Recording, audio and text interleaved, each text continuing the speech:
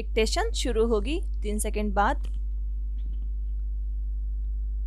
हमारे यहाँ हर वर्ष कड़ाके की ठंड, भीषण गर्मी और अतिवृष्टि के चलते हजारों गरीब गुरबा लोग दम तोड़ देते हैं। जो मौसम एक वर्ग के लिए सुहाना होता है, वही दूसरे के लिए जानलेवा बन जाता है। स्टॉप।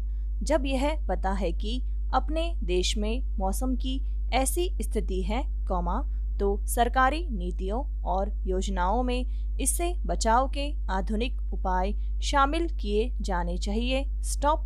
हमारे देश का एक बड़ा तबका ऐसा है, जो आर्थिक कारणों से इस मौसम की मार का मुकाबला करने में असहाय है। भारत गांवों का देश है, जहां 20% परिवारों को तन ढकने के लिए न्यूनतम कपड़े, रात को सिर के ऊपर एक छत और 2 जून का खाना भी नसीब नहीं है। स्टॉप। सरकारी नियमों की खानापूर्ति के तौर पर ऐसे लोगों के लिए हालांकि शहरों के कुछ चौक चौराहों, रेन बसेरों के पास रात में अलाव जलाए जाते हैं, लेकिन इससे कड़ाके की सर्दी में पीड़ितों को पूरी तरह लाभ नहीं मिल पाता। स्टॉप। ग्रामीण क्षेत्रों में तो मौसमी मार से लोगों का हाल बुरा होता है। स्टॉप। हमारे बचपन में जाड़े के दिनों में शाम को दादी पारंपरिक तरीके से मिट्टी की बनाई बोरसी भरने में जुट जाती थी। उसमें धान की भूसी और गोबर के उपले भरे जाते थे, जिसकी आग दूसरे दिन सुबह तक शरीर को गर्मी देने के काम आती थी। स्टॉप। उसी बोरसी में कच्चे आलू पकाकर बने चोखे का स्वाद आज भी जबान से उतरना नहीं चाहता। स्टॉप।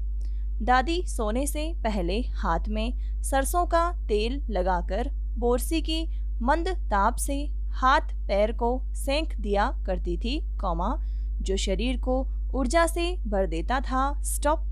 हालांकि जमाने से चली आ रही यह रीत गांव में आज भी देखने को मिलती है, पर बदलते समय के प्रवाह में बाजार ने बहुतों को आधुनिक विद्युत सामग्री का उपभोक्ता बना दिया है। स्टॉप। ग्रामीण बुजुर्गों के स्वास्थ्य की रक्षा में बोरसी की आग आज भी प्रासंगिक और लाभप्रद हैं, भले आधुनिक चकाचौंध में लिप्त नगरीय संस्कृति से यह विलुप्त हो चुकी है। स्टॉप। पैरा। एक स्थानीय अखबार ने बड़े अक्षरों में नगर के पाठकों से गर्म वस्त्र दान हेतु निवेदन प्रकाशित किया था। स्टॉप। घर में बात की तो सालों से पड़े गर्म कपड़ों की छटाई कर उन्हें अखबार के दफ्तर में पहुंचाने पर सहमति बन गई। स्टॉप। वस्त्रदान कर मन इस चिंतन में डूब गया कि आखिर ऐसे सद्कार्य के लिए अखबार प्रतिष्ठान की सूचना क्यों माध्यम बनी। स्टॉप। हम यह पहले क्यों नहीं तय कर सके कि जो कपड़े अलमारी की निरर्थक शोभा बढ़ा रहे थे, जिन्हें हम कभी पहन नहीं सकते, उन्हें जरूरतमंदों को क्यों नहीं दे पाए। स्टॉप। घर में गर्म कपड़ों के अलावा बहुत से ऐसे सामान जैसे बर्तन, चादर, पर्दे, रजाई, कंबल आदि जो उपयोग नहीं हो पाते, उन्हें सही लाभार्थी को सुपुर्द क्यों नहीं कर पाते। स्टॉप। कभी दशहरे, होली, शादी विवाह के मौके पर घर के लोगों के कपड़े खरीदे जाते थे, जबकि आज ऑनलाइन या ऑफलाइन खरीदारी के मोह में हम ज़रूरत से अधिक कपड़े खरीदकर भंडारण में जुट गए हैं। स्टॉप।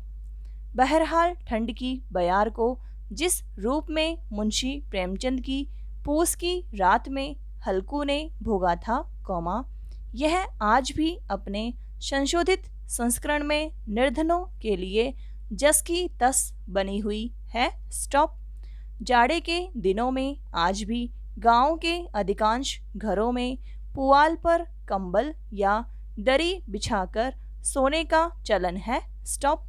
छोटे बड़े शहरों में रिक्शा ठेला के अधिकतर चालकों को समुचित रैन बसेरे के अभाव में फुटपाथ पर सर्द रातें बितानी पड़ती हैं। स्टॉप। आंकड़े बताते हैं कि देश के करीब 30 लाख गरीब लोग खुले आसमान के नीचे रात गुजारने को मजबूर होते हैं।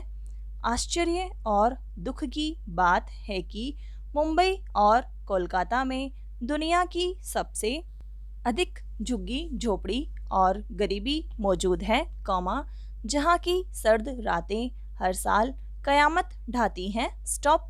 सवाल है कि जाड़े के दिनों में अगर पुराने गर्म कपड़े योग्य परिवारों को सौंपने में हम जो कृपणता कर रहे हैं उससे निवृत्त कैसे हुआ जाए। स्टॉप। क्या हम हर साल यह योजना नहीं बना सकते कि घर के किसी कोने में लावारिस पड़ी घरेलू सामग्री को वास्तविक व्यक्तियों तक पहुंचाने का लक्ष्य निर्धारित करें। स्टॉप। इसके लिए मन को जटिलताओं से उबारकर उसे उदारता की ऊष्मा प्रदान करनी होगी। स्टॉप। किसी अखबार की सूचना या किसी स्वैच्छिक संस्था की पहल या अभिमान का हम क्यों मोहताज बने। इस तरह हर साल कड़ाके की सर्दी से कुछ लोगों के ठिठुरते और कांपते शरीर को ढक तो जरूर सकते हैं। शायद इस कृत्यकल्प से पूस की रात के हल्कों की आत्मा को सुकून अवश्य मिलेगा। Stop para. देश के हर हिस्से में बेहतर चिकित्सा सुविधाएं पहुंचाई जा सके और स्थानीय स्तर पर चिकित्सा संबंधी शोध और अनुसंधान को बढ़ावा मिले, इसलिए विभिन्न शहरों में अखिल भारतीय आयुर्विज्ञान संस्थान यानी एम्स की शाखाएं खोलने की योजना बनी थी। उस योजना के तहत कई एम्स खुले भी, उनसे स्थानीय लोगों को लाभ भी मिल रहा है। स्टॉप। इस तरह दिल्ली के एम्स पर बोझ कम हुआ है, मगर सेवाओं की उत्कृष्टता को लेकर जब तब सवाल उठते रहते हैं कि विभिन्न शहरों में खुली एम्स की शाखाओं में दिल्ली के एम्स जैसी विशेषज्ञता नहीं है। इस संबंध में एक संसदीय समिति का गठन किया गया, जिसने सुझाव दिया कि एम्स में चिकित्सकों के तबादले की संभावना खोजी जानी चाहिए। स्टॉप। इस सुझाव पर कुछ लोगों को आपत्ति हो सकती है क्योंकि एम्स की व्यवस्था अभी उस तरह नहीं है जैसे केंद्र के कई दूसरे विभागों की होती है। स्टॉप। जो चिकित्सक और अनुसंधानकर्ता भर्ती किए जाते हैं, स्टॉप, वे संबंधित शाखा के लिए ही किए जाते हैं। स्टॉप। ऐसे में अगर पटना के किसी चिकित्सक को अपने तबादले पर ऐतराज हो सकता है। दरअसल हर चिकित्सक चाहता है कि उसकी नियुक्ति किसी बड़े शहर में हो, जहां उसे सुविधाजनक जीवन जीने को मिले। स्टॉप। वहां उसके बच्चों को पढ़ाई लिखाई के लिए अच्छे स्कूल हों, उसके परिवार को महानगरों की सुविधाएं मिल सकें। इसलिए ज़्यादातर चिकित्सक सेवाएं देने को तैयार नहीं देखे जाते। स्टॉप। इसका नतीजा यह होता है कि छोटे शहरों और उनके आसपास के गांवों के लोगों को काबिल चिकित्सकों की सेवाएं नहीं मिल पाती और वे इलाज के लिए दिल्ली, बेंगलुरु, मुंबई जैसे शहरों की तरफ रुख करते हैं। स्टॉप। बहुत सारे लोग दिल्ली के एम्स में इलाज के लिए महीनों इंतज़ार करते हैं। ऐसे में कई लोगों की गंभीर बीमारियां और बढ़ती जाती हैं। स्टॉप। कहना न होगा कि इस तरह कई लोग समय पर इलाज न मिल पाने की वजह से जान से भी हाथ धो बैठते होंगे। स्टॉप।